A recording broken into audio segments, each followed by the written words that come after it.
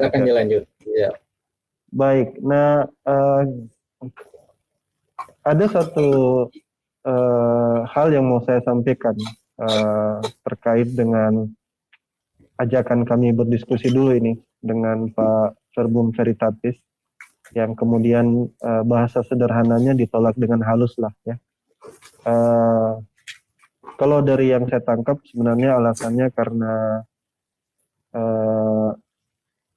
perbedaan strata mungkin ya. Beliau merasa levelnya lebih tinggi dari kami, sehingga tidak layak dan tidak pantas berada di grup diskusi di Geraha Mu'allaf ini. Sehingga kita anggap ya sudah, kalau memang tidak ingin berdiskusi atau tidak ingin menimpali apa yang, atau ingin menimpali apa yang kami sampaikan di sini lewat YouTube-nya sendiri, ya itu hak pribadi masing-masing yang kita tidak bisa bantah ya, tidak bisa paksa maksud saya. Nah, ada pernyataan menarik dan ini bagian daripada pembahasan kita adalah tentang there is no autograph, so what? Nah, ini pertanyaan ya. Kami tidak punya autograph atau original text atau Alkitab yang asli, so what? Lalu mengapa? Lalu kenapa gitu? So what gitu loh ya, itu ya bahasa kerennya ya. Nah, ini kan pernyataan yang menarik ya. Karena saya ingin coba untuk memberikan pengantar dulu. Karena begini, Alkitab itu atau sebuah kitab suci dianggap sebagai otoritatif atau punya otoritas. Salah satu aspek yang harus dinilai adalah untuk membangun kepercayaan orang kepada kitab suci itu adalah bahwa kitab suci itu betul-betul tidak dirubah-rubah, terjaga, ya, tidak ada kesalahan kontradiksi di dalamnya, dan segala hal yang terkait yang lain yang mana itu merupakan keharusan dari sebuah kitab, ya, bahwa dia merupakan firman Tuhan, ya, dan juga adalah apa yang disampaikan di dalamnya adalah kebenaran dan tidak ada kesalahan padanya. Ya, gitu. Di kaum muslimin, umat Islam itu sudah sangat percaya dengan hal itu, dan itu terpatri dalam diri-diri kaum muslimin. Sehingga ketika misalnya ada pernyataan bahwa tidak ada autograf, so what, itu kemudian menjadi pertanyaan yang besar ya. Karena dalam satu dogma kekristenan, kalau kita bicara tentang dogma, ada dogma yang dikenal dengan dogma ya inerensi Alkitab. Inerensi Alkitab ini adalah sebuah dogma yang dipercaya oleh banyak denom kekristenan, yaitu sebuah dogma yang meyakini bahwa Alkitab itu terjaga. Ya, Alkitab itu tidak ada kontradiksi, tidak ada perubahan, tidak ada, betul-betul dia adalah firman Tuhan yang terinspirasi dari Tuhan para penulisnya. Ini adalah sebuah keyakinan yang diyakini oleh banyak denom yang percaya hal itu. Utamanya adalah denom-denom yang sedikit konservatif ya. Kita sebut saja misalnya reformis atau injili atau fundamentalis, kaum-kaum itu yang percaya tentang Alkitab yang betul-betul terjaga atau inerensi tadi. Kalau kita misalnya lihat Gereja Reformed Injili Indonesia misalnya, kalau di Indonesia ini, itu mereka punya kesaksian ya, seperti saya bacakan saja, seperti mereka punya kesaksian bahwa mereka percaya Alkitab Perjanjian Lama dan Alkitab Perjanjian Baru itu adalah pernyataan Allah atau Allah yang sempurna yang diilhamkan Roh Kudus kepada para penulisnya. Ya. Jadi dan karena itu adalah benar tanpa salah dalam naskah aslinya. Nah, ini adalah pemahaman dari denom-denom yang percaya tentang orisinalitas atau keterjagaan atau preferensi Alkitab. Jadi Alkitab itu betul-betul terjaga, tidak bersalah dalam hal yang diajarkan dalam kategori apapun. Ya. Kalau dia bertentangan dengan sejarah misalnya, maka sejarah itu pasti salah. Kalau dia bertentangan dengan fakta yang lain misalnya yang ada, maka fakta itu pasti salah. Ini keyakinan. Nah, ketika ada pernyataan begini, otograf itu tidak ada sowat. Ini pertanyaan yang akan sangat mengganggu bagi kalangan denom-denom yang percaya tentang uh, ineransi ini, ya. Yang sangat percaya dengan ineransi ini pasti akan sangat terpukul, ya, karena uh, ini akan membuktikan sebaliknya, gitu. Nah, saya akan masuk ke ruang-ruang itu nanti sedikit lagi. Mohon bersabar. Jadi ingin saya sampaikan dulu bahwasanya yang meyakini dogma ineransi ini di kalangan Kristen itu cukup banyak, sehingga kalau ada yang bertanya tidak ada teks aslinya, so what? Maka ini mungkin saja bukan berasal dari kelompok-kelompok tersebut. Mungkin dia berasal dari kelompok Kristen liberalis yang lebih open-minded, ya, dalam sisi pemikiran yang tidak fatif. Nah, uh, itu adalah internal daripada kekristenan. Cuman yang saya ingin sampaikan bahwasanya itu pasti berdampak. Nah, saya akan masuk ke Gus Im hadir ya, Gus Im ya. Mungkin sebentar nanti saya akan masuk ke beberapa ayat ya. Nah, saya ingin sedikit cerita tentang ketidakberadaan otograf. Ya, otograf ini nggak ada. Alkitab itu nggak punya otograf. Lalu dari mana misalnya eh, mereka membuat Alkitab mereka ini? Dari mana? Sudah saya jelaskan dahulu bahwasanya mereka membuatnya itu dari manuskrip-manuskrip yang mereka miliki, dan tokoh yang besar di sini adalah menurut saya adalah Erasmus, di mana dia membuat sebuah eh, kompilasi Alkitab. Saya bisa bahasakan yang ya translation dari, atau dia punya New Testament dari Greek, ya, dari Yunani, berbahasa Yunani, dikumpulkan dari manuskrip-manuskrip yang ada khususnya di abad ke-9 dan setelah,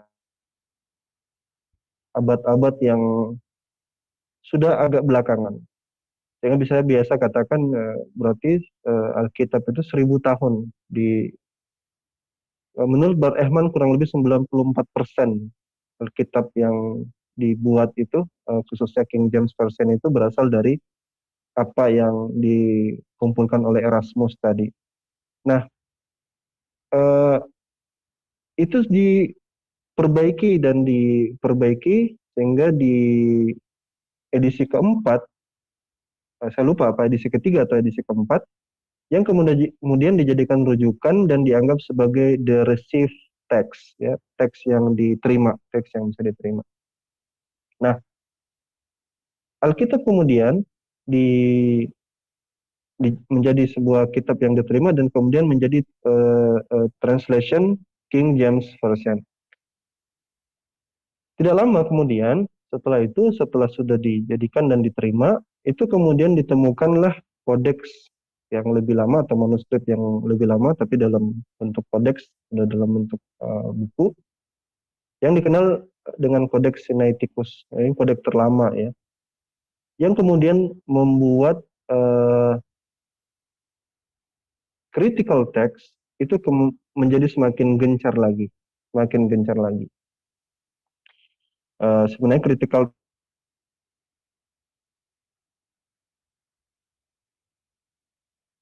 beberapa manuskrip yang kemudian dari 100 manuskrip itu dia kemudian menemukan kurang lebih 30.000 varian Alkitab. Ini penjelasannya agak sedikit detail dan sedikit mendalam.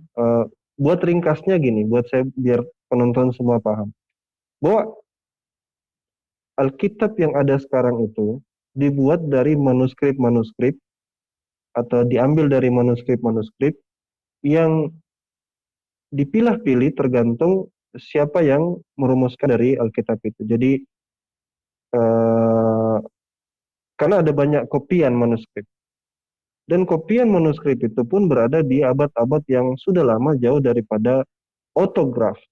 Kalau kita bilang autograf atau original text yang ada di abad-abad jauh sebelumnya. Yang paling dekat itu yang paling dekat dengan masa Isa atau Yesus itu adalah kodeks yang diketemukan itu ada kodeks Sinaiticus. Sumber yang berbeda inilah yang kemudian memunculkan critical text. Dan ini menjadi kajian yang sebenarnya tidak terlalu disenangi oleh mereka-mereka yang meyakini tentang ineransi Alkitab gitu. Ya, jadi eh, sehingga kalau kita lihat maka akan diketemukan perbedaan pandangan ya dan menjadikan itu sebagai polemik di dalam internal kekristenan sendiri. Sehingga kembali lagi kepada pertanyaan bahwa apakah there is no autograph lalu so what gitu ya, maksudnya ada masalah tidak? Ya pasti menimbulkan masalah. Dan masalahnya yang seperti yang saya jabarkan tadi bahwa akhirnya terjadi eh, pandangan yang polemik. Nah, kita langsung masuk saja coba ke Gus Im, ada nggak Gus Im? Bisa ditampilkan nggak? Iya, ya. Tampilkan yang gimana? Halo, Bisa ditampilkan nggak Markus 1:41? Markus, sebentar ya sambil dilanjut. Ustaz, sambil saya Iya, carikan ya. iya. Markus 1:41 ya. Atau kalau ini aja sudah kita ke yang Trinitas saja coba mungkin 1 Yohanes eh, Yohanes 5 pasal 5 7 sampai 8 misalnya. 1 Yohanes 5 Pasal 7 ini soal ya. Trinitas ini yang biasa dijadikan 1 Yohanes 5 7 ayat 7. 7 ayat 7. Ini Ustaz.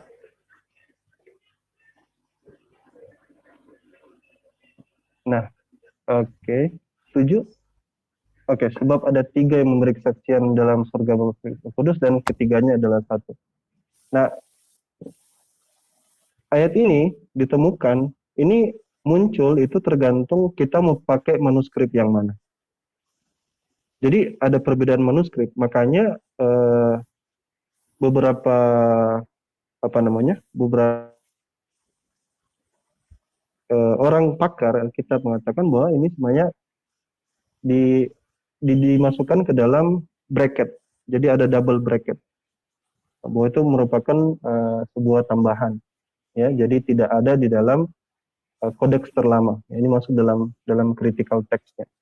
Jadi sehingga biasanya kalau kalangan Unitarian mereka tidak terima dengan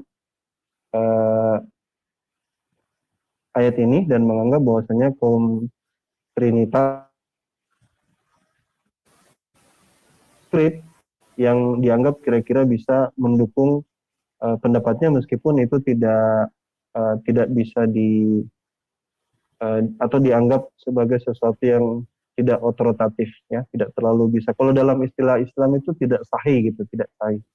Itu tadi karena penemuan dari kodeks yang terlama itu. Nah, coba kita lihat lagi yang lain misalnya.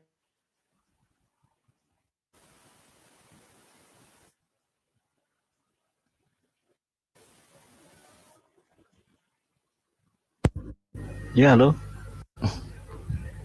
Halo. Ya. Misalnya Ya, di mana? Bentar ya. Ustaz Fakhrudin. Ya. Gimana? Tolong di handle sebentar, saya ke kamar kecil dulu sebentar sekali. Minta maaf ini. Oke, siap. Sekian dulu. Oke, siap. Bismillahirrahmanirrahim. Assalamualaikum warahmatullahi wabarakatuh. Tolong Gus Im, untuk kalian saya menunggu apa yang ditampilkan oleh Gus Im terkait videonya Deki. Yang pertama itu tolong disampaikan di layar ramai biar orang-orang Kristen juga Muslim ya mendengar dan menonton apa yang disampaikan oleh Deki sendiri. Silakan. Dan ternyata ketika video yang nyata Deki sendiri mangkir dari perdebatan dengan Pak Subandi, dia yang menulis masalah hal dialog seperti apa, tetapi dia sendiri ternyata mangkir. Dan sekarang dialog di dunia maya kita layani untuk memilih 3 orang ini, silahkan yang mana ternyata setia mangkir. Kita dengarkan. Kurang gede suaranya.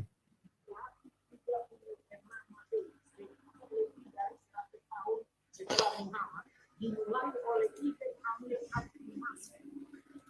Ibn Amir Ad-Dimashqi. Kiraat, tradisi mengenai kiraat yang paling awal itu baru muncul pada tahun 736 Masehi, sekitar lebih dari 100 tahun setelah Muhammad, dimulai oleh Ibn Amir Ad-Dimashqi. Ibn Amir Ad-Dimashqi. Nah, sejak era itu 736 sampai dengan kanonisasi pertamanya tahun 936 oleh Ibn Mujahid abad ke-10, 400 tahun setelah Muhammad mati baru dikanonisasi. Muslim tidak jelas soal kiraat yang mana yang go back kembali kepada seven ahruf di dalam tradisi hadis-hadis itu. Tidak jelas. Bahkan di dalam era 300 tahun ini, mulai dari 736 sampai 936,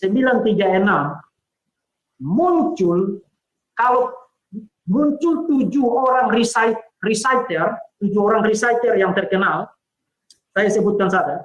Yang pertama itu Ibn Amir Ad-Dimashqi 736, kemudian dia dari Damsyik, dari Irak, kemudian Hamzah As-Sayyad itu 722, Al-Qisai 737, kemudian Ibn Katsir, bukan Ibn Katsir yang penafsir, Ibn Katsir dari Mekah 738, Nafi dari Medina 785, kemudian Abu Amar 770, kemudian Asim 745, abad ke-8, mendekati akhir abad ke-8. Nah, nanti dari Asim ini baru dapat versi Hafs yang nanti dikanonisasi pada 1924.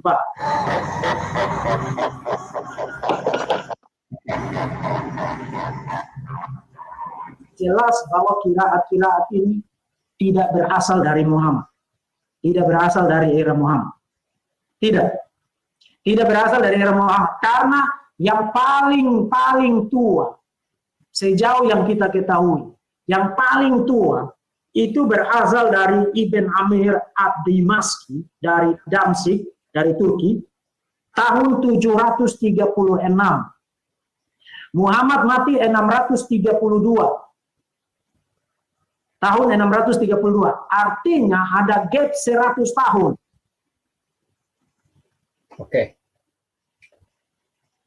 Barusan kita mendengar atas apa yang disampaikan oleh Deki. Ternyata kiraat tersendiri, misalnya 7 kiraat atau 10 kiraat itu ternyata ada gap.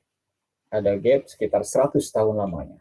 Namun yang menjadi pertanyaannya, apakah kiraat yang ada itu memang bersambung langsung kepada Nabi Muhammad ataukah tidak? Karena yang saya perhatikan di sini ada sebuah kecacatan nalar, kerendahan intelektual, karena begitu malasnya Deki memahami atas apa yang ada di dalam Islam dan hanya mengandalkan 2 sumber yang tentu saja atas apa yang disampaikan itu ternyata sesuai dengan keimanannya dia. Akhirnya ya seperti itu, adanya gap 100 tahun, perbedaan 100 tahun. Mari kita lihat, benarkah hal itu terjadi? Benarkah yang disampaikan oleh Deki itu sesuai dengan fakta Quran? Tolong untuk di share screen kan atas apa yang diberikan Bang Moderator. Ya, di sini sanad qiraat 7 dan 10 kita bahas. Dan untuk mengetahuinya, silahkan rekan-rekan sendiri untuk membaca buku ini, Ahmad Fatoni, Kaidah Qiraat 7, menurut Tarik Sadia, jilid 1, halaman 6 sampai 11. Di sini saya sudah menulis sanad qiraat 7, nafi. Nah, atas apa yang saya kasih panah ini, itu artinya mereka ini ketemu antara Nafi bin Abdurrahman dan Abdurrahman bin Hurmus. Saya kasih tanda panah ini hingga akhirnya ini langsung berlanjut kepada Nabi Muhammad. Nah, misalnya sini, Nafi bin Abdurrahman bin Abu Nuaim al-Laisi yang dikenal dengan Nafi itu meninggal 169 Hijriah dan lahir tanggal 70. Dan Nafi ini bertemu dengan Abdurrahman atau berguru kepada Abdurrahman bin Hurmus, di mana Hurmus sendiri, Abdurrahman ini ternyata belajar kepada Abdullah bin Abbas, Abu Hurairah, dan Ubay bin Ka'ab. Lalu dari mana ketiga sahabat itu belajar? Yaitu Nabi Muhammad. Dan di sini juga bisa Anda lihat. Nah, kenapa ada senggang waktu, katakanlah 100 tahun atas apa yang disampaikan oleh Deki? Karena Deki ini melihat di sini, ini kematiannya. Kematian dari para imam. Seperti ini. Dan dia tidak melihat adanya sanad dari Nafi hingga ke Nabi Muhammad. Makanya hal itu pun yang dia sampaikan tersebut ternyata tidak sesuai dengan fakta sejarah Quranik. Di sini saya sendiri sudah menulis sanadnya, nama-namanya. Dan ini juga bisa dilihat. Nah, Abdullah bin Amir, ayah Sabi atau dikenal Ibnu Amir, itu lahir tahun 21, meninggal 118 Hijriah. Dia itu satu-satunya imam qiraat yang bertemu dengan sahabat Nabi Muhammad, gurunya, di mana Utsman bin Affan ini lalu berguru kepada Nabi Muhammad. Berarti ini adalah bertemu dengan Utsman. Ternyata Ibnu Amir dengan Utsman itu dalam kata-kata sejaman dan pernah ketemu. Makanya gurunya cuma satu, Utsman bin Affan. Begitu pula dengan Abu Bakar yang dikenal dengan Asim, Hamzah di sini. Lalu qiraat yang ketujuh selanjutnya Abdul Hasan Ali bin Hamzah Al-Kisai atau dengan Al-Kisai, Imam Al-Kisai. Nah, di sini guru-gurunya bertemu. Al-Kisai bertemu dengan Hamzah, Muhammad bin Abdul Laili, dan Isa bin Umar, di mana mereka ini adalah ketemu juga dengan Asim. Lalu Asim bertemu dengan Nabi Muhammad berguru, artinya seperti itu. Lalu bagaimana dengan sanad dari qiraat ketujuh? Nah, di samping tadi ada 7 imam qiraat yang telah diberikan sanad-sanadnya. Ternyata ini pun bersambung kepada Nabi Muhammad SAW. Seperti misalnya Abu Ja'far meninggal 130 Hijriah. Nah, ironisnya ini Deki cuma melihat tahun meninggalnya mereka, tetapi tidak mengetahui sanadnya. Abu Ja'far itu belajar kepada Abdullah bin Abbas dan juga Abu Hurairah, di mana kedua sahabat ini sejaman dengan Nabi Muhammad SAW dan berguru kepada beliau. Begitu pula dengan hal yang sampai ke nomor 3. Jadi 3 imam ini ditambah yang barusan ini sehingga ke-7 itu totalnya adalah 10 qiraat. Dan nyatanya Diki sendiri itu gagal paham mengenai apa yang disampaikan oleh penulis tadi.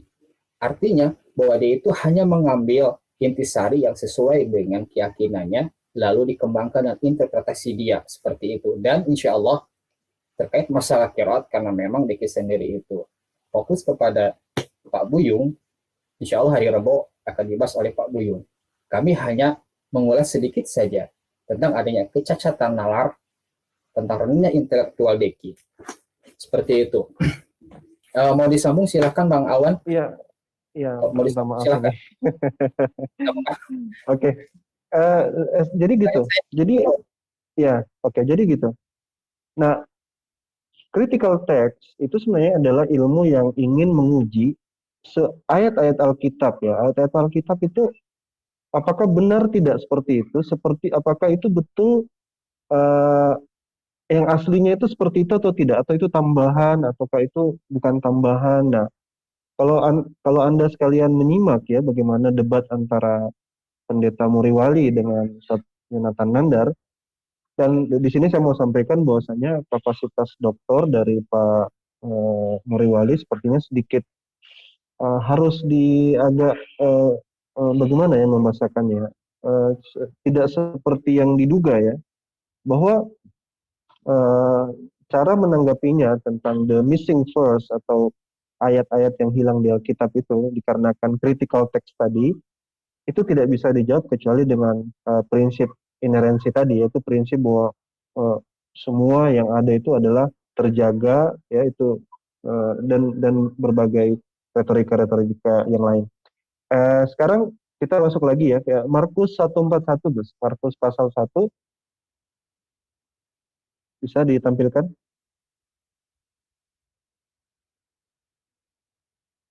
Gus, ya. Markus ya, Markus 1.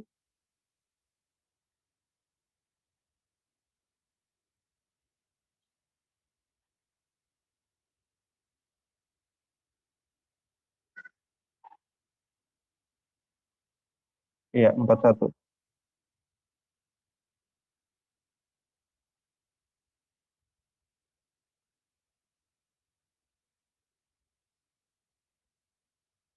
Ini literal dari Alkitab itu sendiri dan critical text-nya. Nah, maka tergeraklah hatinya oleh belas kasihan. Nah, kata belas kasihan itu sebenarnya adalah kata belas kasihan. Sebentar ya.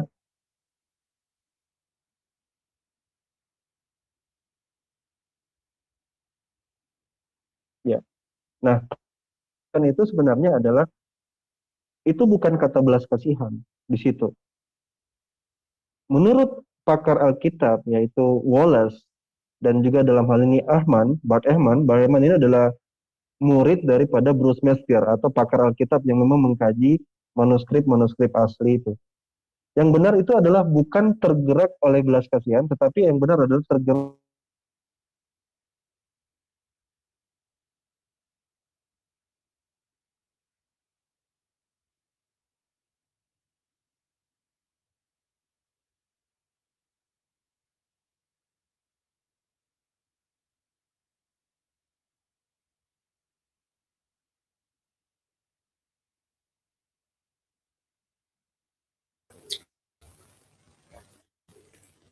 Silakan dilanjut, Bang Awan. Masalah jaringan atau mau saya sambung nih? Oke. Saya coba dulu untuk menghandle karena masalah jaringan. Halo. Silakan Bang Awan, dilanjut. Jaringannya. Iya, mohon maaf jaringan gangguan. Nah, jadi saya ulangi ya. Jadi ayat ini tertulis maka tergeraklah hatinya oleh belas kasihan, ya kan? Kalau critical text-nya itu bukan belas kasihan. Jadi ibarat kata mencari yang sahihnya ini ya. Ada riwayat yang berbeda, yang satu bilang A, yang satu bilang B. Untuk sisi critical text menganggap yang lebih benar itu adalah meskipun ini bukan pandangan umum, yang lebih benar itu adalah tergerak oleh kemarahan. Gitu. Itu yang terjadi sebenarnya di manuskrip-manuskrip yang ada yang bermasalah. Nah, dengan ini saja, dengan satu ayat ini saja, misalnya kalau kita jadikan bukti, maka bantahan bahwa inerensi atau Alkitab itu tidak dirubah-rubah, dia betul-betul terinspirasi dari firman Tuhan, ini saja sudah bisa membantahnya. Nah, kita pindah lagi ke ayat yang lain. Gus, tolong dibantu di Markus 16. Markus 16.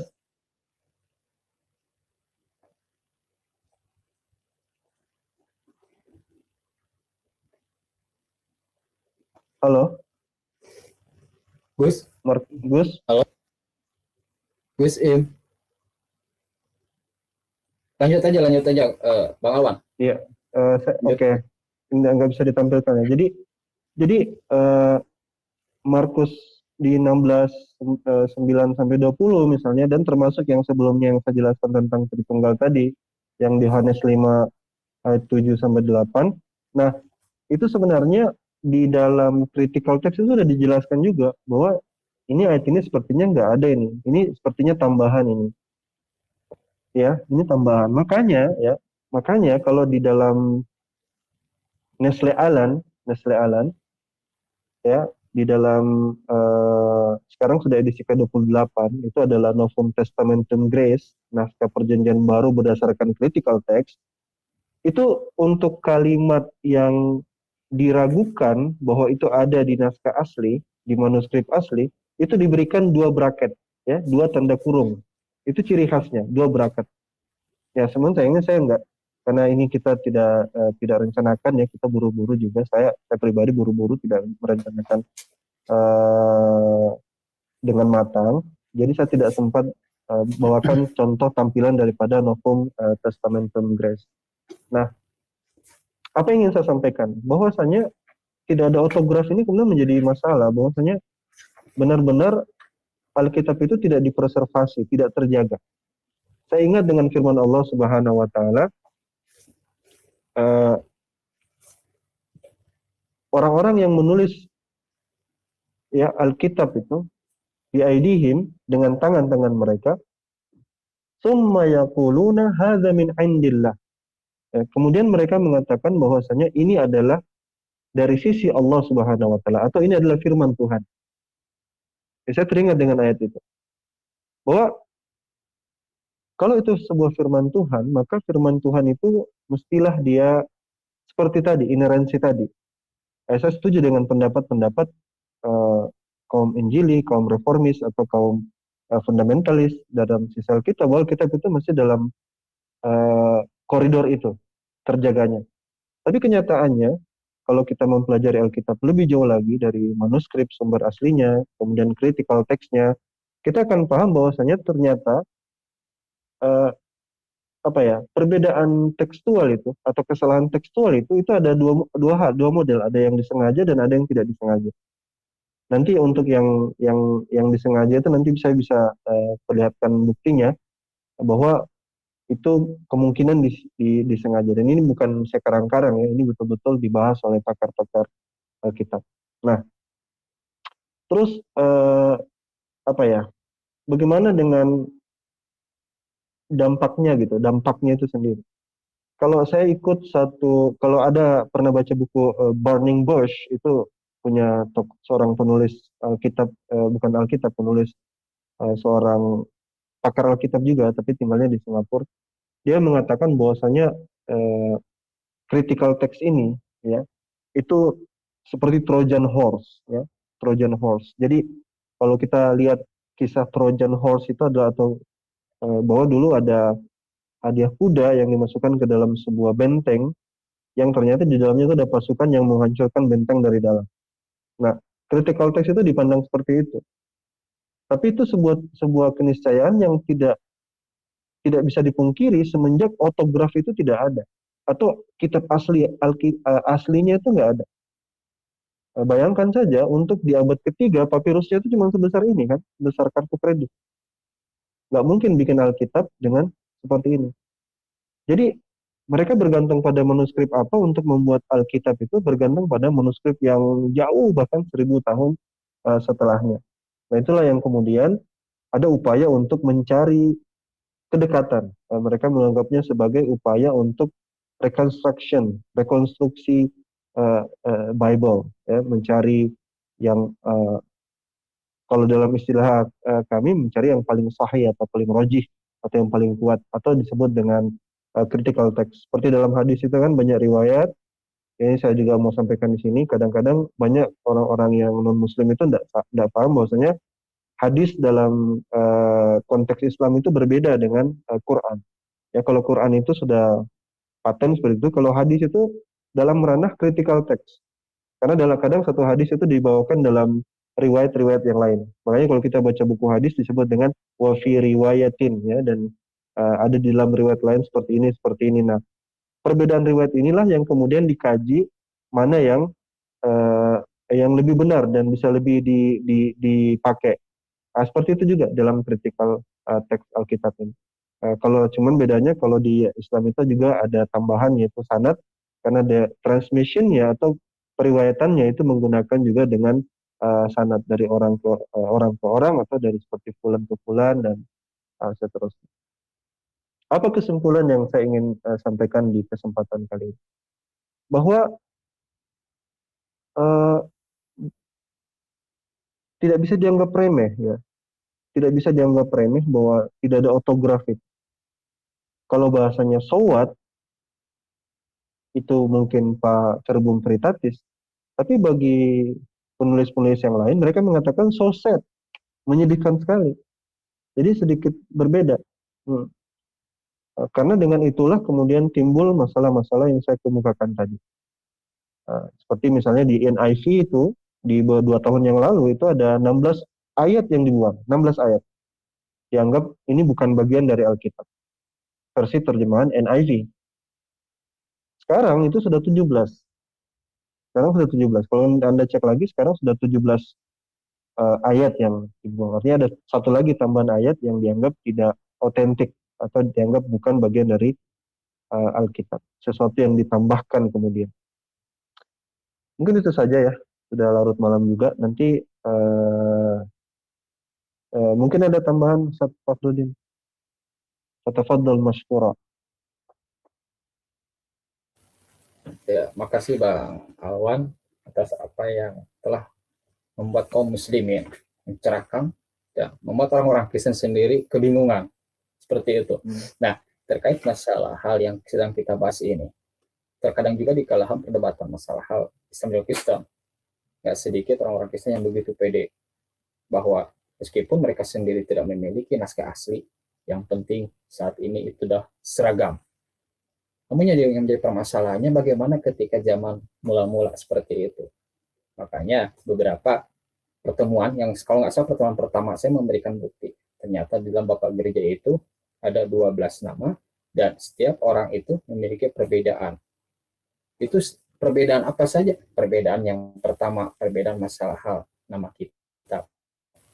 Lalu bagaimana dengan perbedaan isinya? Sepanjang yang saya ketahui, tidak ada satupun terkait masalah hal itu bahwa sama-sama isinya itu dengan sama nama kita berarti sama pula isinya. Makanya saya sempat tantang orang-orang Kristen sedunia, buktikan bahwa di dalam naskah PB misalnya 12 nama dari Bapak Gereja itu sama isinya, nggak cuma nama tok seperti itu. Nah, terkait permasalahan yang sedang kita bahas, silakan rekan-rekan untuk membaca hal ini. Ini buku bukan ditulis oleh umat Islam. Ketika Deki memberikan dua sumber yang cocokmologi, yang tentu saja diselaraskan dengan keinginan dia, pemikiran dia, otak dia, kami akan memberikan beberapa referensi terkait atas apa yang kami sampaikan. Bahwa apa yang kami sampaikan ini adalah tidak dusta. Apa adanya sesuai dengan apa yang disampaikan oleh buku-buku Kristen sendiri. Terkait masalah hal itu, silakan Anda di dalam buku ini, jika kurang jelas saya dekatkan, silakan Anda untuk membaca, jika memang mungkin buku itu, halaman 175. Di sini dikatakan bahwa adanya celah yang besar antara kelahiran dan penampakan Yesus di depan umum semata-mata muncul dari kenyataan bahwa penulis tak punya bahan di tangannya, karena pada mulanya gereja mula-mula tidak menaruh minat terhadap biografi Yesus. Yang menjadi pertanyaan kita, atas apa yang ditulis oleh penulis buku ini, dari mana mereka mendapatkannya? Tentu saja dari para wartawan yang tidak diketahui sumbernya dari mana, yang semata-mata menulis lalu pada hari kemudian dinilai sebagai firman Tuhan. Jika seperti hal itu terjadi, tentu saja itu bisa dipertanyakan pula keimanan Kristen. Karena bagaimana mungkin iman Kristen atas apa yang dituliskan di dalam Injil misalnya, itu selaras dengan atas apa yang disampaikan, atas apa yang dilakukan oleh Yesus, tetapi mereka tidak memiliki sama sekali naskah asli. Bagaimana Kristen bisa dianggap memiliki bahasa asli ketika naskah aslinya pun tidak diketahui? Makanya dalam hal Injil Matius misalnya, di dalam kekristenan itu ada beberapa pendapat. Injil Matius ditulis dalam bahasa Ibrani, Injil Matius ditulis dalam bahasa Yunani, Injil Matius ini ditulis dalam bahasa Aram. Artinya bahwa Kristen salah sepakat untuk tidak sepakat dalam banyak hal, sebagaimana yang barusan disebutkan. Itu Islam semuanya sepakat, Al-Qur'annya sama, bahasanya sama. Tetapi Kristen, jangankan masalah hal Bible-nya, masalah keyakinan pun seperti itu bisa Anda ketahui. Selalu sepakat dan tidak sepakat dalam banyak hal. Oke, terkait permasalahan seperti Injil Matius yang barusan disinggung saja, itu di dalam Injil Kristen saat ini itu berapa pasal sih? Ada 20 pasal. Lalu bagaimana dengan kodeks? Misal, dalam hal kodeks Vatikanus, Injil Matius itu berapa? 170 pasal. Bayangkan, saat ini ada 28 pasal, tetapi dalam kodeks, yaitu Vatikanus, ada 100 pasal. Lalu bagaimana dengan halnya kodeks Alexandrianus? Alexandrianus itu ada 68 pasal. Mungkin Kristen selalu bertanya, loh, ini si Pak Rudin dari channelnya Kega Apologetok tahu dari mana bahwa Alexandrianus, Kodeks Vatikanus, Kodeks Vatikanus tahu jumlah pasal seperti itu? Saya punya buktinya nih. Silakan, kalau teman-teman Kristen tidak percaya, silakan ditempelkan matanya ke layar, baca baik-baik bahwa saya memiliki bukunya. Anda bisa membaca pada halaman 247. Saat ini Injil Matius memiliki 28 pasal. Tetapi ternyata itu berbeda dengan Alexandrianus, Vatikanus. Itu berbeda. Kenapa itu terjadi? Karena Kristen tidak memiliki naskah asli seperti itu. Jadi jangan katakan bahwa saya ini hoax, bahwa saya ini asal mengada-ngada. Makanya pantas Teki tidak berani diajak dialog. Karena dia sendiri untuk itu saja cuma dua sumber. Sedangkan kami berlimpah dan ini buktinya. Atas apa yang kami sampaikan ini benar apa adanya, bukan asal-asalan. Makanya wajar Deki sendiri banyak alasan berretorika. Di dunia nyata ditantang sama Pak Subandi, di sini kami tantang. Lalu bagaimana itu bisa terjadi? Apakah yang benar itu Kodeks Vatikanus, Alexandrianus, ataukah yang bebas sekarang? Tanpa adanya dua kodeks itu, tentu saja ini tidak akan pernah ada. Kenapa bisa dikorupsi? Bisa sampai 28 pasal Injil Matius sampai saat ini. Kenapa bisa terjadi? Apakah memang salah memberikan ilham, ataukah memang itu kesalahan dari para penulis? Makanya Allah mengatakan berkali-kali selama 3 kali di dalam Al-Baqarah ayat 79. Maka celakalah. Orang yang mengatakan bahwa ini dari Tuhan, ini dari Allah. Padahal nyatanya karya manusia diklaim sebagai karya Tuhan.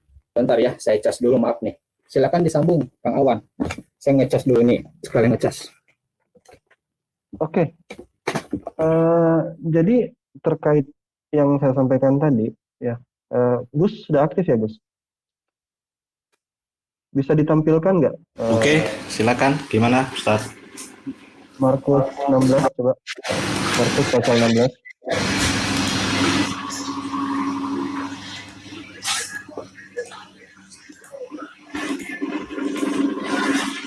Suaranya Gus agak terlalu berisik ya.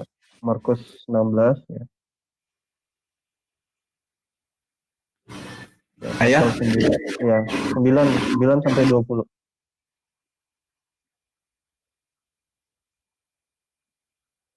Nah, mungkin yang ke-15 lah ya. 15, 16 sampai 20 lah. Saya pakai HP nih, jadi nggak terlalu. Ya, terus lagi sedikit. Oh ini ya, sudah ya. 15 ya. Siapa yang percaya dan dibaptis, dan siapa yang tidak percaya akan dihukum. Tanda-tanda ini akan menyertai orang yang percaya. Mereka akan mengusir setan dan seterusnya sampai 20 itu. Itu sendiri adalah sebuah apa ya? Kalau kita katakan itu dianggap sebagai sebuah kesalahan tekstual, ya, dianggap sebagai kesalahan tekstual, dan ini dianggap tambahan gitu. Jadi di dalam baik Sinaiticus maupun yang Vatikanus, ayat ini tidak ada, tidak ditemukan, sehingga dianggap sebuah tambahan. Jadi sekali lagi di dalam Nasla Ellen itu, ya, itu dianggap sebagai dimasukkan ke dalam 2 bracket, ya, dimasukkan ke dalam 2 bracket. Nah, itu saja mungkin untuk yang kekristenannya. Nah, sekarang kita kan sebenarnya bertiga ya biasanya dengan Pak Ustadz Peta Buyung. Tapi sengaja ini kita berdua saja karena kita nanti akan ada sesi 1 ya, itu khusus untuk Ustadz Peta menanggapi video dari Verbum Veritatis.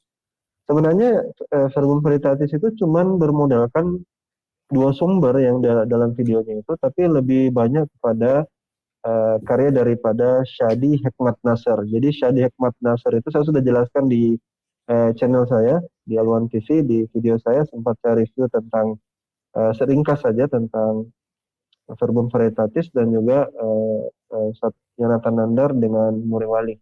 Nah, buku karyanya itu adalah The Transmission of the Variant Readings of the Quran. Jadi transmission atau periwayatan. Jadi yang dia ingin bahas itu sebenarnya tentang riwayat-riwayat, ya. Yang diartikan salah oleh Verbum Veritatis dianggapnya sebagai kiroat. Jadi sebenarnya itu yang dia ingin bahas itu riwayatnya saja, transmissionnya. Nah, kemudian menyinggung tentang itu saya sudah bantah juga ringkas bahwa itu kiroat itu menurut penulis atau Syadi Hekmat Nasr bahwa dia bukan ulama-ulama di awal-awal menganggap itu bukan divine, bukan inspiration or divine, bukan sesuatu yang wahyu. Itu saya sudah bantah juga lewat sumber-sumber yang lain. Nah, yang Ustaz Fakhrudin sampaikan itu betul bahwa perlu ada sumber yang banyak ya. Sumber yang banyak ketika kita ingin menjelaskan satu topik. Jadi tidak cuma ngambil satu sumber saja, itu tidak cukup ya. Harus ada sumber yang banyak. Karena kalau kita cuma mengambil satu sumber, kan cherry picking. Ada biasa teman-teman apologet Kristen itu ngambil satu sumbernya ternyata dari laman Kristen juga. Dia tidak ngambil dari laman Muslim misalnya. Harusnya kan objektif. Sebaliknya juga gitu. Seorang Muslim kalau mau ngambil, ya ngambil juga jangan hanya dari apologet Muslim saja, tapi dari kedua belah pihak, sehingga lebih ilmiah, lebih objektif. Nah, kita berikan nanti kesempatan pada Ustadz kita, Kanda kita, Ustadz Peta Buyung, spesial untuk Pak siapa nama yang punya channel ini, Verbum Veritatis, ya itulah ya, gitu. Nah, kalau misalnya kita kaji sedikit lagi ya, sebagai sekaligus kita mungkin menutup saja. Kalau kita kaji lebih dalam lagi sebenarnya, beberapa golongan yang sampai sekarang itu masih menganggap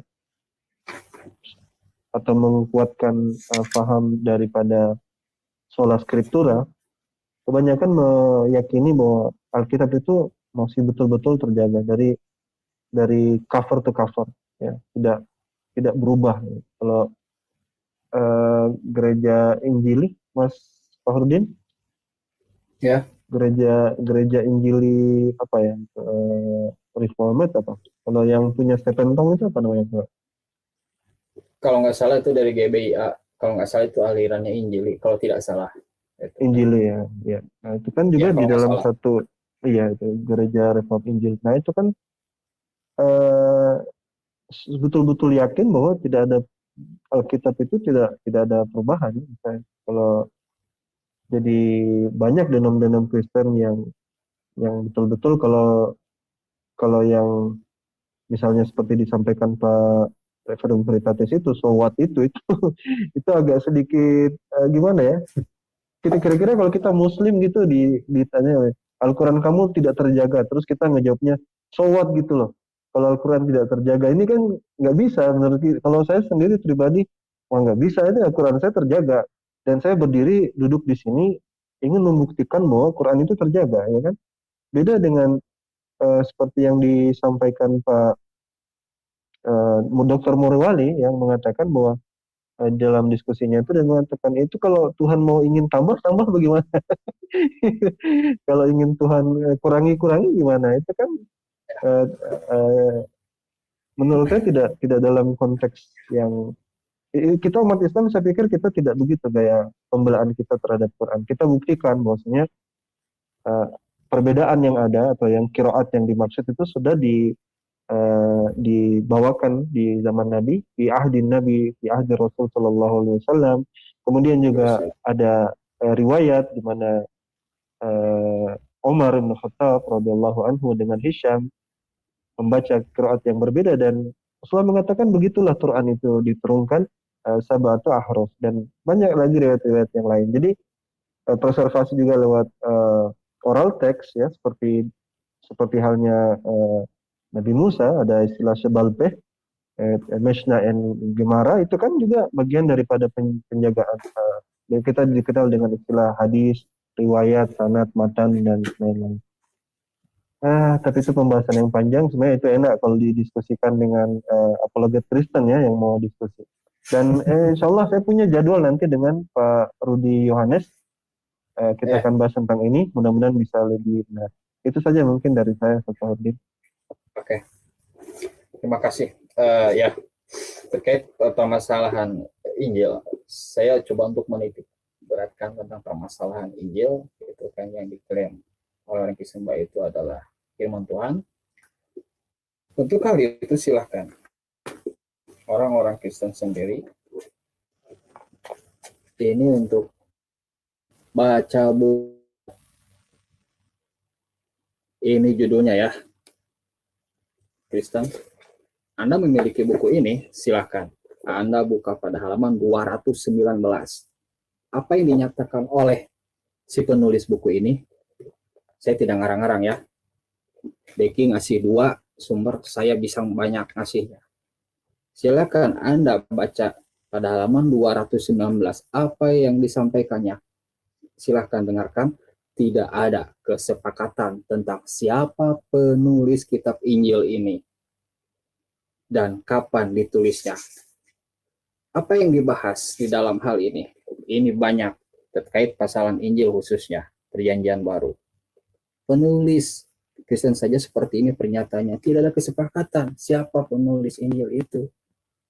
Tapi yang ada cocokmologi, oh ini penulisnya Matius, oh ini penulisnya adalah Yohanes. Itu karena apa? Tidak ada naskah yang benar-benar dijadikan sebagai rujukan oleh para Kristen mula-mula. Akhirnya adanya banyak tambahan. Bisakah saya membuktikan bahwa di dalam Injil atau PB, kitab-kitab PB itu ada penambahan? Bisa, saya bisa memberikannya. Dan silahkan Anda ini baca pada halaman. Ini bukunya judulnya halaman 71. Apa bukti bahwa di dalam Yohanes itu adalah penambahan? Silahkan. Ini dibuka pada Yohanes pasal 21 ayat 24. Kan saya share screen kan ya untuk isinya. Bentar. Yohanes pasal dibantu. Nah, ini bisa dibaca. Dialah murid yang memberi kesaksian tentang semuanya dan yang telah menuliskannya, dan kita tahu bahwa kesaksiannya itu adalah benar. Di sini dinyatakan bahwa ayat 24 pada pasal 21 itu merupakan tambahan. Artinya bahwa ini penulis Kristen saja mengakui ada penambahan. Lalu Kristen yang otaknya dangkal, yang rendah literasinya, oh Bible itu tidak ada penambahan, so what gitu loh. Itu artinya bahwa Kristen itu memang tidak rajin membaca, cuma membaca tuh Alkitab tapi tidak tahu sejarah pembentukannya. Jadi so what gitu loh buat Deki dan Kristen lainnya.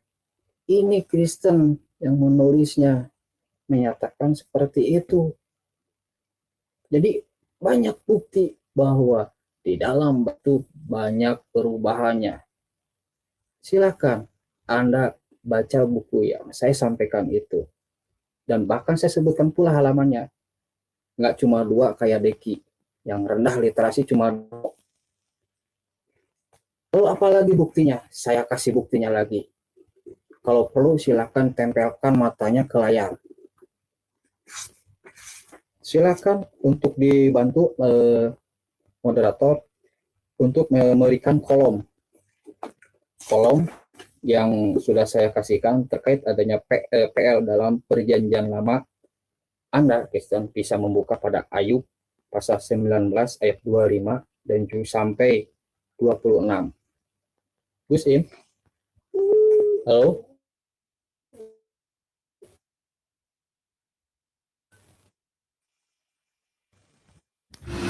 Silakan baca ini bukunya. Ya, ini bukunya halamannya 21.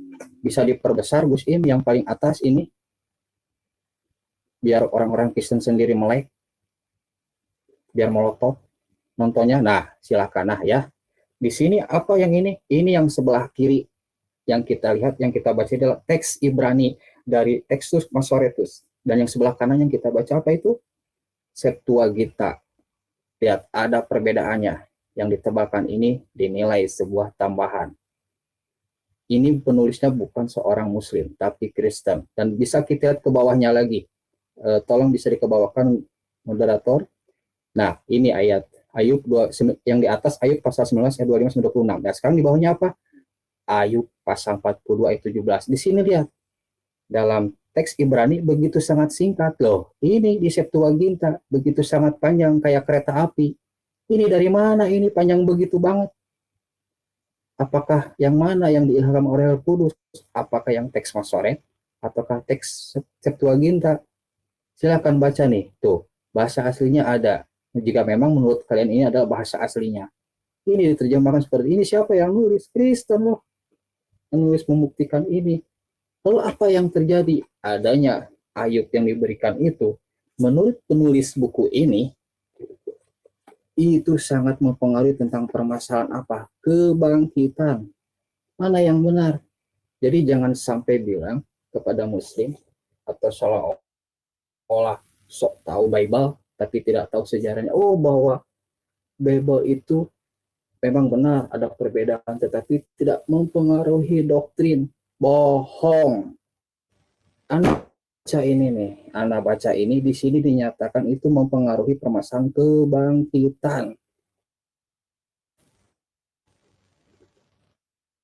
Halaman 21 ini dalam masalah HPL. Loh, bagaimana dengan PB? Ada lagi saya kasih masalah HPB.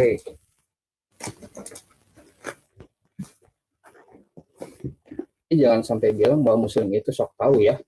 Kami punya sumber-sumbernya.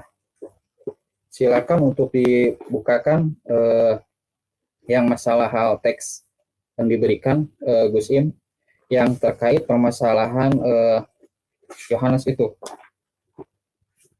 Kalau nggak salah itu Yohanes pasal 7 ayat 39b. Yang pertama tulisannya paragraf pertamanya. Yohanes pasal 7 ayat 39b tulisannya itu, silahkan sambil menunggu moderator memberikan buktinya yang saya berikan di dalam buku ini. Lihat, ini peneta, bukan peneta abal-abal. Saya fotokan biar kalian itu percaya. Kalau nggak percaya tidak apa-apa, itu hak kalian. Bukan yang itu mah yang Markus.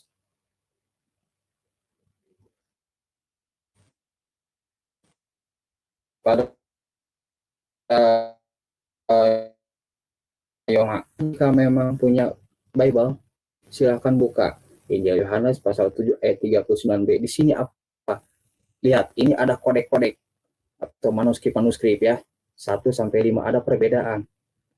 Apakah yang benar itu adalah Roh Kudus atas mereka? Telah diberikan. Roh Kudus telah diberikan. Nah, ini adalah yang panjang ini, yang kayak kereta api ini. Ini merupakan manuskrip atau kodek-kodek. Kenapa bisa seperti itu terjadi? Mana yang benar, Roh Kudusnya yang memang sah memberikan ilham? atau penulisnya yang benar-benar asal menulis sekeingatnya, ataukah Tuhan yang salah? Coba ada perbedaan yang sampai yang akhirnya apa? Diputuskanlah bahwa yang benar itu adalah Saya tambahkan roh. sedikit ya di sini ya, Silakan. Mas Ustadz Fahrudin. Ini menarik Oke, nih silakan. yang ditampilkan Ustadz Fahrudin ini. Jadi salinan-salinan itu kan ya seperti bilang kopian. Jadi seperti yang kita sudah bahas kan, autograf itu nggak ada, yang aslinya nggak ada. Alkitab itu disusun berdasarkan manuskrip salinan atau manuskrip kopian yang mungkin berabad-abad lamanya. Jadi dan ada sangat banyak sekali kopian itu. John Mill itu meneliti 100 manuskrip, menghasilkan 30.000 perbedaan varian. 30.000 loh ya, itu bukan jumlah yang sedikit. Bagaimana dengan dan ini adalah contoh varian-variannya ya, ini adalah contohnya ini. Ya, ini adalah contohnya. Ada yang kepotong, ada yang lebih pendek, lebih panjang, sehingga mereka nanti akhirnya memilih mau pakai yang mana. Itulah yang dijadikan Alkitab. Nah, versi Erasmus atau The Received Text yang kemudian menjadi edisi ketiga atau keempat yang kemudian menjadi King James Version, itulah yang dipermasalahkan gitu oleh orang yang ingin mengkaji lewat critical text. Mereka menguji ulang karena menganggap manuskrip yang dipakai oleh Erasmus itu sendiri tidak tertua atau abad yang terlalu jauh daripada masa Yesus, sehingga dibanding-bandingkanlah dengan kodeks-kodeks yang terlama dengan punya yang di Textus Receptus itu. Jadi Textus Receptus disandingkan atau disanding-sandingkan dengan yang di critical text atau di CT.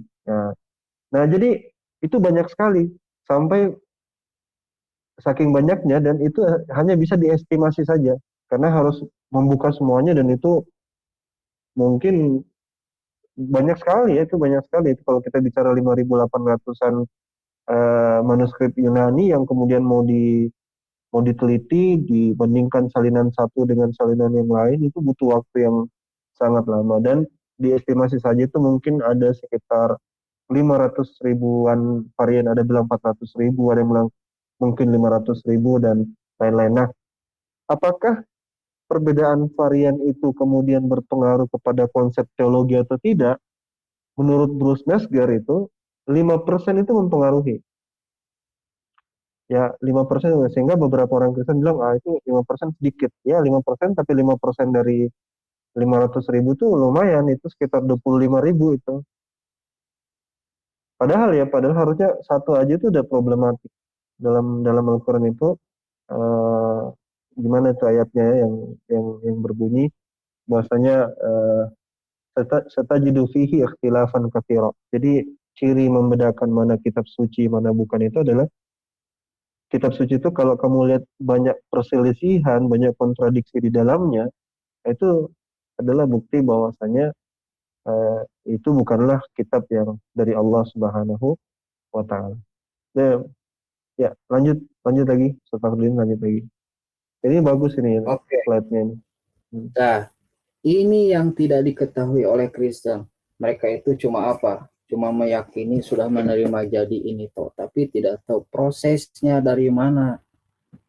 Ini bisa katakanlah kayak es cendol itu bagaimana? Baru adanya es, adanya channel dicampur jadi satu, mereka tidak tahu. Mereka cuma makan, minum toh, tapi tidak tahu proses pembuatannya. Seperti itu. Kalau makan itu kayak karedok, berbagai makanan ada langsung dibelam, tapi mereka tidak tahu isinya.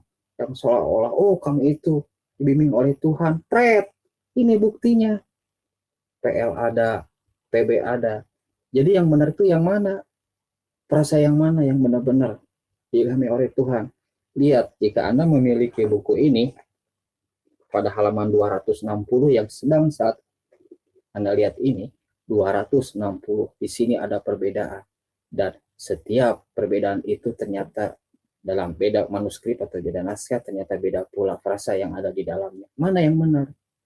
Ketika hal ini terjadi, lihat perbedaan frasa tersebut, kemana Roh Kudus?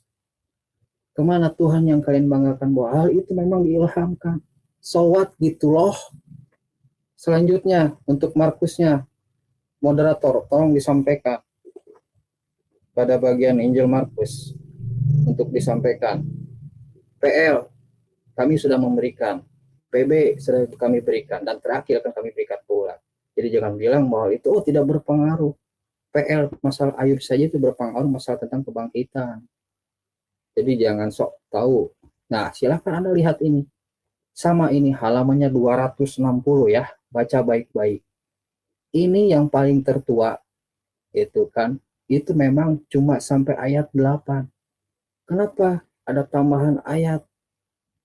Itu yang memasukkannya siapa? Dan inilah yang membuktikan ketika Kristen menanya, mana buktinya Bible itu dirubah? Ini buktinya. Kristen yang menulis. Jadi, sebagai orang Kristen itu sok coba cek. Benar nggak apa yang kami sampaikan ini? Jangan sampai kami dianggap sebagai orang yang sok tahu. Tidak ada buktinya. Ini baca buktinya. Kalau perlu tempelkan ke layar mata Anda, saudara-saudara Kristen, kalau memang tidak jelas. Ini ada tulisannya. Selanjutnya, yang nomor slide selanjutnya terkait masalah bagian akhirnya Markus seperti salinan Latin kuno.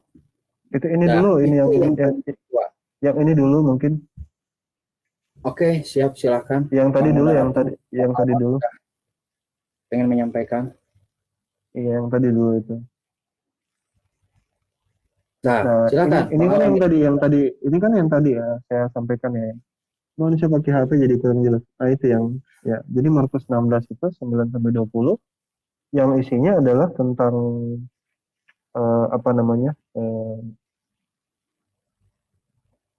isinya itu tentang racun maut. Banyak ya. sih. Istilahnya racun maut ya. Isinya banyak.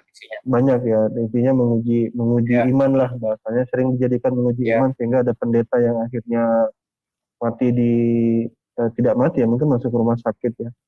Terus tapi ada beberapa mungkin yang dulu ada heboh itu yang satu gereja itu yang minum racun bareng-bareng dan mati semua. Dan ini jadi korban karena yang ini.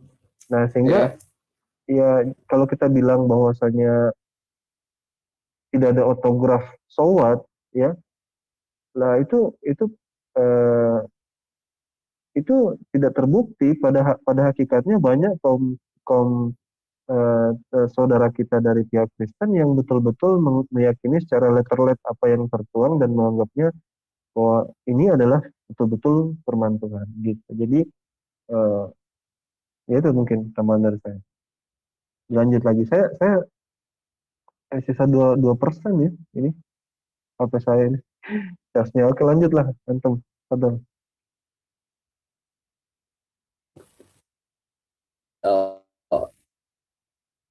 Ini buktinya gitu. Itu Markus pasal itu tidak ada tambahan 9 sampai 20. Siapa yang memasukkannya? Inilah bukti bahwa Bible telah dirubah, Injil telah dirubah. Nah, silakan baca. Ini halaman 261, halaman 260. Bisa ini kan itunya tulisannya Gus Im. Diperbesar biar orang-orang Kristen sendiri kelihatan. Nanti dikiranya, oh mereka nggak kelihatan, saya bohong, dusta itu. Tak, silakan ditampilkan matanya saudara-saudara Kristen. Nomor 2 sampai nomor 3 bisa dibaca oleh Anda.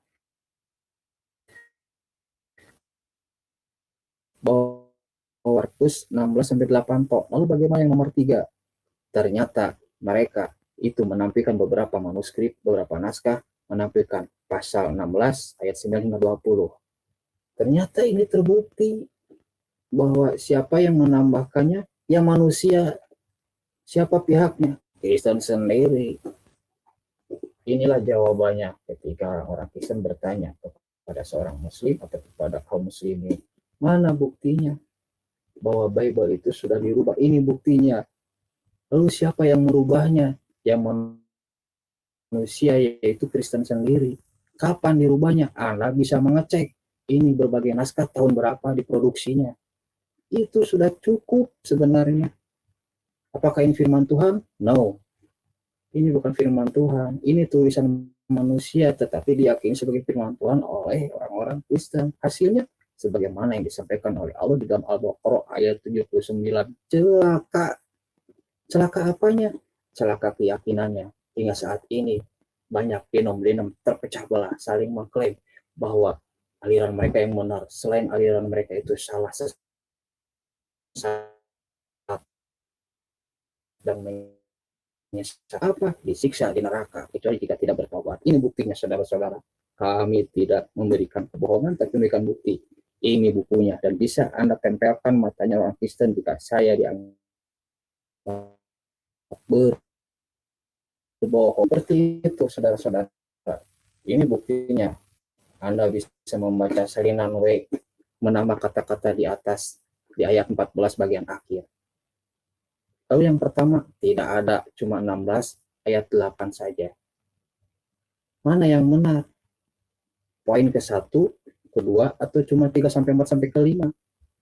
Jadi jangan sampai bilang kepada musim kami itu tidak ditambah-tambah. Bohong, ini buktinya. Jadi jangan sampai kalian membohongi kami, karena kami tahu ini ada buktinya, buku-buku Kristen. Kenapa kami menggunakan buku Kristen? Untuk membuktikan bahwa kami tidak asal jeplak. Jika bukti-bukti ini ditolak oleh Kristen, wajar.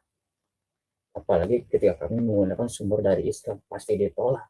Tapi ketika orang Kristen melihat sumber-sumber yang kami berikan, yaitu dari Kristen sendiri, seperti itulah Kristen selalu sepakat untuk tidak sepakat dalam banyak hal. Saran saya, masuklah ke dalam Islam.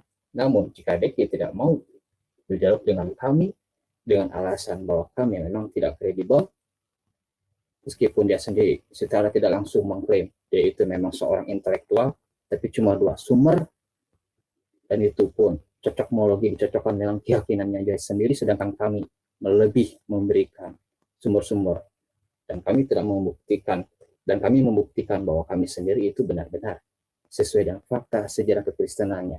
Lalu dampak dari perubahan ini apa? Ya, iman Kristen. Terjadilah perbedaan penafsiran. Terjadilah perbedaan masalah hal doktrin-doktrin, masalah teologi. Sehingga detik ini saja terjadi, khususnya di dalam denom Protestan. Apakah itu merupakan sebuah bukti? Bukti bahwa Al-Baqarah ayat 79 terbukti benar, dan bahwa Al-Quran itu adalah firman Allah. Seperti itu. Silakan untuk ditambahkan, Bang Awan. Kalau mau ditambahkan, silakan. Ini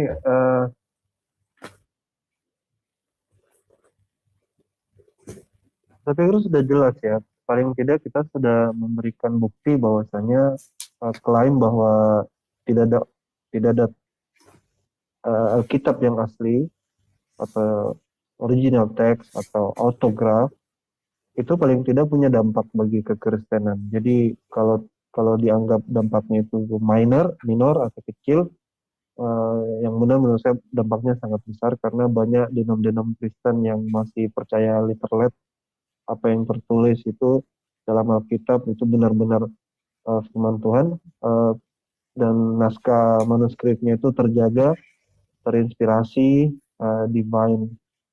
Jadi ya itu mungkin kesimpulan intinya, kita sudah menyampaikan itu. Dan buat saudara-saudara pemirsa di Geraha Mu'alaf yang menonton channel ini, kita punya beberapa channel YouTube yang secara bersamaan menyiarkan ini, sehingga harapan kita mudah-mudahan bisa menampung banyak penonton di mana saja gitu, sehingga terbuka wawasannya, terbuka pikirannya, dan kita mengundang sebenarnya yang mau dialog. Kalau mungkin ada penyampaian kami yang dianggap tidak benar atau tidak cocok atau misinterpretasi atau apa, maka di Geraha Mu'alaf ini selalu saja ada masa untuk kita berdiskusi. Makanya saya lebih suka dengan terminologi diskusi ya, ketimbang berdebat ya. Kita diskusi, kita sebangsa, kita ke setanah air, kita saling menghormati. Oh ya, Gus, Mas Safardin, saya mau, mumpung kita live ya, saya ingin menanggapi tentang kasus Bapak yang ditangkap karena penghinaan atau penodaan agama. Oh, ya.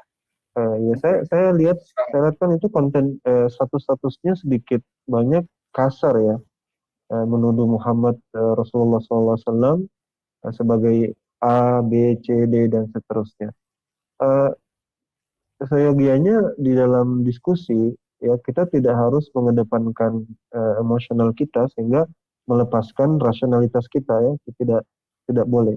Bahwa kita ini adalah sesama manusia, kita punya batasan-batasan. Jadi di dalam kultur budaya ketimuran kita adalah kita itu harus punya budaya untuk menghormati yang lebih tua, menghormati tetangga, kemudian menghormati agama lain, dan itu yang seharusnya kita kedepankan dalam nuansa-nuansa dialog agama sekalipun. Sekalipun kita berbeda pandang atau berbeda paham, itu dalam konteks tatanan ilmiah gitu. Jadi saya sangat sayangkan ini beliau ditangkap sebenarnya, tapi konsekuensi ya dari sebuah tindakan. Mulutmu adalah harimaumu ya. Kalau kita berbicara buruk, tentu banyak yang tersinggung. Tapi kalau kita bicara baik-baik dalam koridor ilmiah, saya pikir orang tidak pusing. Buktinya kan apologet Kristen juga banyak dan bebas, diskusi itu bebas. Apapun itu yang mau dibahas tentang Quran dibakar oleh Utsman misalnya ya, tuduhan-tuduhan dimakan kambing dan lain sebagainya, itu adalah bawa argumentasi itu ke ruang debat, ke ruang diskusi. Ya, kami di sini siap untuk berdiskusi dengan Anda kalau Anda ingin masuk di ranah debat. Dan diskusi di Gerah Mu'alaf ini ya, Ustaz Fakhrudin ya, menurut saya itu sangat adil sekali dan sangat memberikan ruang begitu. Tidak kayak Anda ngomong lalu kita tahan-tahan, itu nggak ada. Jadi waktunya ada. Bahkan sampai Firman, Frans Donald, Uti barusan gitu kan, bahkan banyak Kristen. Kenapa mereka mau dialog di sini? Karena mereka percaya, yakin bahwa kita itu bersikap adil. Tetapi kenapa saudara atau Pak Deki sendiri tidak mau gitu kan, seolah bertanya, ada apa sih dengan Gerah Mu'alaf?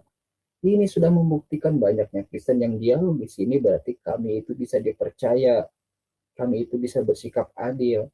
Jika memang Deki itu memiliki kapasitas, silakan berdialog dengan kami layani untuk di dunia maya jika memang Anda ingin dunia maya. Tapi jika Anda ingin berdialog, saudara Deki, di dunia nyata silahkan.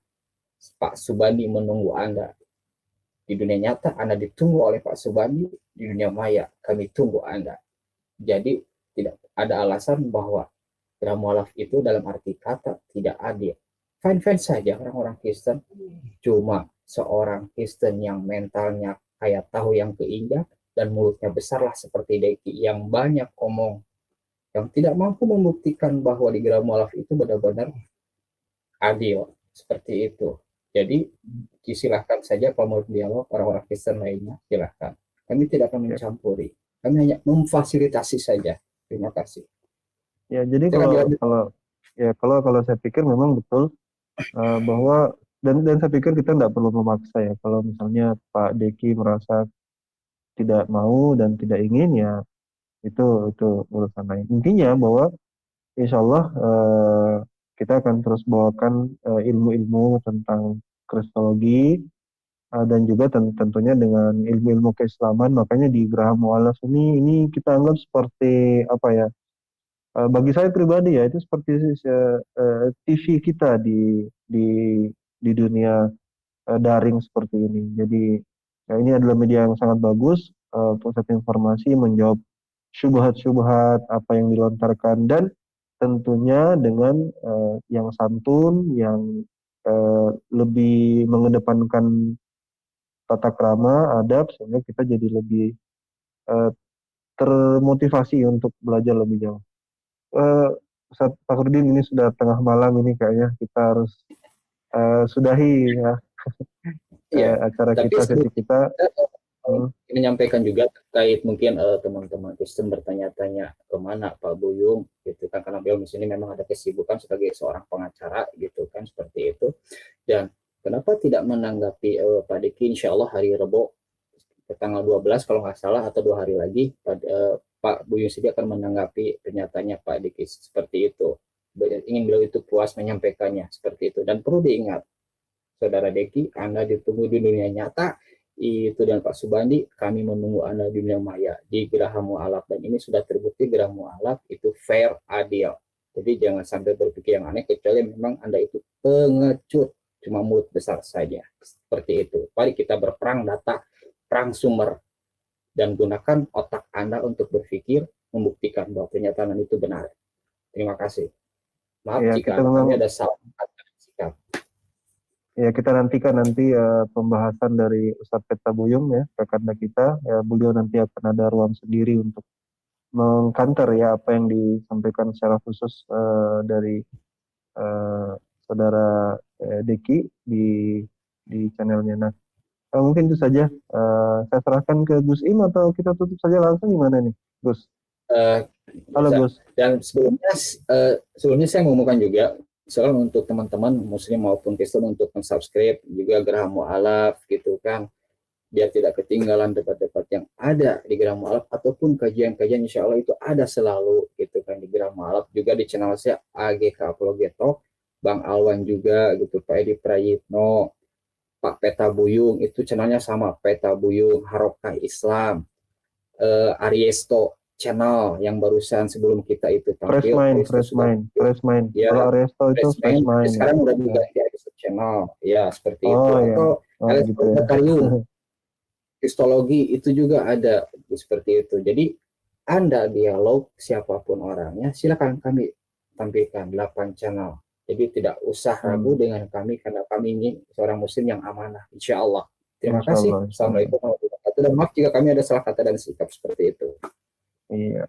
Silakan. Oke, terima kasih kedua narasumber sudah menyampaikan beberapa ilmu, insya Allah menjadi manfaat ya. Jadi tujuannya memang dibuka ruang publik ya kan, dibuka selebar-lebarnya, mau diskusi, mau dialog ya kan, dengan mulai dari lingkup awam maupun lingkup yang stratanya very high. Nah, buka saling itu. Jadi orang itu kan bisa belajar dari siapa saja toh. Iya kan? Dan kalau saya amati, saya pribadi sih saya amatin, memang ada klaster-klaster konten yang menunjukkan tipe-tipe tersendiri, baik itu tipe menyajikan konten-konten dakwah ke dalam maupun dakwah keluar, dakwah membentengi iman, dan itu sendiri masih terbagi beberapa klaster tersendiri begitu.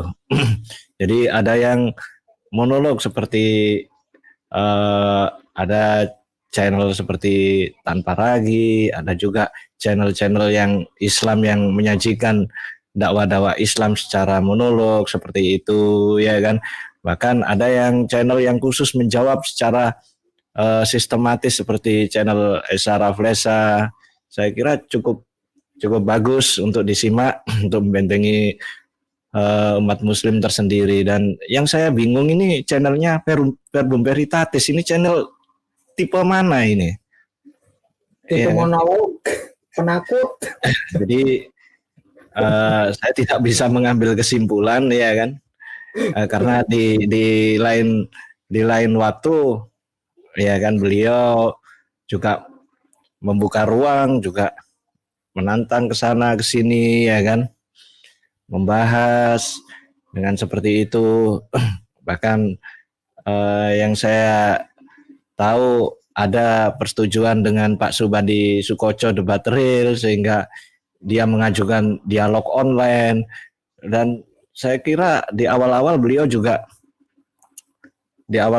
juga membuka untuk berdialog online ya kan, bahkan dengan Mas Fakhrudin sendiri. Tapi sekarang saya sendiri terakhir karena saya tidak mengikuti begitu banyak bagaimana perkembangannya, saya ambil yang poin-poin terakhir, kok sepertinya akan mengundurkan diri dari dialog Jadi akan turun stratanya menjadi monolog seperti itu.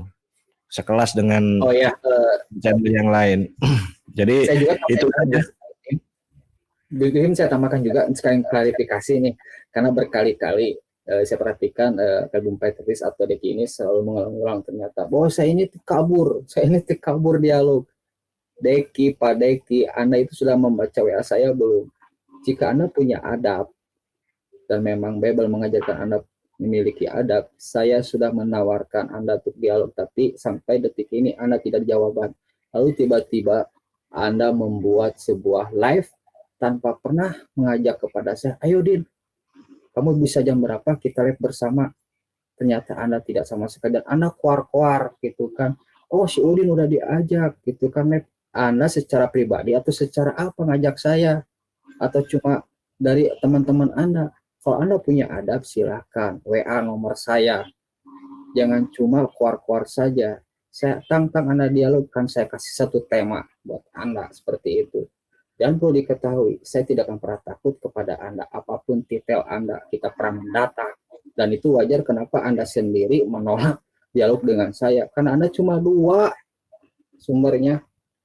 Oke. Itu. Jadi saya tidak kabur ya. Terima kasih. Terima kasih. Oke, terima kasih juga pada para pemirsa ini yang sampai larut tetap memantengin channel Gerah Mualaf dan channel-channel yang lain, atau channel Pak Edi Prayitno, channel Haraka, dan seperti channel-channel yang disebutkan oleh Mas Fakhrudin tadi ya kan. Banyak channel-channel muslim tersebar. Nah, itu selera pemirsa mau yang nonton bagaimana, karena semua ilmu itu bisa didapat di mana saja. Dan untuk menutup perbincangan pada malam hari ini, saya tutup dengan bacaan wabillahi taufik wal hidayah. Wassalamualaikum warahmatullahi wabarakatuh. Assalamualaikum.